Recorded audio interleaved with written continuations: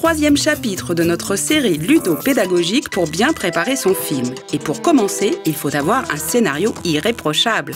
À vos stylos. Aujourd'hui, le truc vous révèle l'état des recherches les plus récentes sur un objet fondamental, le scénario. Qu'est-ce que le scénario? Pourquoi le scénario? Comment le scénario? S'intéresser au scénario, c'est pénétrer dans le mystère de l'écriture d'un film. Nous voici donc à l'aube de la création d'une œuvre. Quelque part dans l'espace cinématographique infini, une idée surgit. En général, elle se développe dans le cerveau d'un scénariste, d'un réalisateur ou d'un producteur. Si le porteur est sain, malheureusement beaucoup d'idées dévorent leurs auteurs, il va pouvoir communiquer l'idée et pour cela, l'étape incontournable est le synopsis. Synopsis vient du grec synopsis, où sun signifie ensemble et opsis vue, soit en français moderne, vue d'ensemble. D'une demi-page pour un court-métrage à 4 pages maximum pour un long-métrage, il s'agit donc d'un texte court qui résume l'histoire et en présente le fonctionnement d'ensemble. Tous les cas de figure sont possibles. Le producteur commande un synopsis à un réalisateur ou à un scénariste qui peuvent d'ailleurs d'emblée travailler ensemble. Le scénariste propose un synopsis au producteur qui contacte le réalisateur. L'inverse est également possible et vice-versa. Bref, considérons la chose faite. L'idée transfigurée en synopsis et revenons brièvement sur les rôles respectifs de nos 3 protagonistes. Le réalisateur assumera la responsabilité artistique du film et en sera le véritable maître d'œuvre. Le producteur est avant tout un financier, avec parfois une fibre artistique.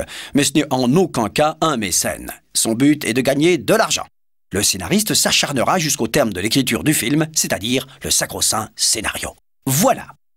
Alors maintenant, le producteur peut partir à la pêche au financement. Le synopsis, document éloquent et facile à lire, lui permet de solliciter des aides publiques, de contacter des banquiers, des chaînes de télévision, des coproducteurs, bref, d'appâter des gens riches, mais qui n'ont jamais le temps. Quant au couple réalisateur-scénariste, en attendant de devenir riche, il a le temps et peut se consacrer à une étape intermédiaire, le traitement. Nommé également « continuité non dialoguée », ce texte résume chaque scène du film dans l'ordre et décrit toutes les actions. Il met en évidence les articulations et les temps forts, définit les personnages et précise leur évolution, mais ne contient aucun dialogue. Il permet aux réalisateurs et aux scénaristes de préciser leurs idées et permettra éventuellement d'impliquer les partenaires séduits par le producteur, car bien souvent les gens riches aiment participer. Le traitement ayant mis tout le monde d'accord, la phase ultime peut commencer, l'écriture du scénario. Alors, scénario, emprunté en 1764 par Beaumarchais pour désigner le canevas d'une pièce de théâtre, il signifie à l'origine au théâtre en Italie, décor, et dérive du latin scaena, scène. Il sera repris par Méliès pour désigner la description rédigée de l'action d'un film. Le scénario, nommé également continuité dialoguée, décrit scène après scène l'action détaillée, ses lieux et temps, personnages, dialogues, accessoires, éléments sonores, etc.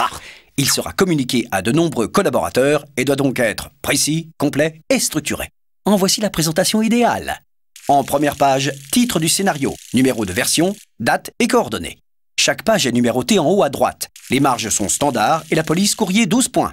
Une page de scénario égale 1 minute à l'écran.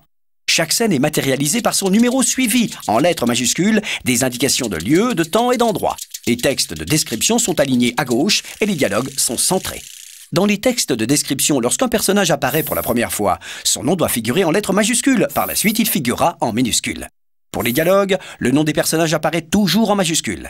Les didascalies, indications de jeu ou de mise en scène, lorsqu'elles sont brèves, s'inscrivent entre le nom du personnage et le dialogue en lettres minuscules ou dans le dialogue entre parenthèses et en majuscules. Pour des directives plus longues, ouvrir un paragraphe d'action, aligné à gauche, puis ne pas oublier de mentionner suite en majuscules et entre parenthèses à la reprise du dialogue. Évidemment, aujourd'hui de nombreux logiciels existent pour faciliter tout ça. Quoi qu'il en soit, on ne vous cache pas que cette gestation peut prendre quelques mois, voire quelques années. On récapitule.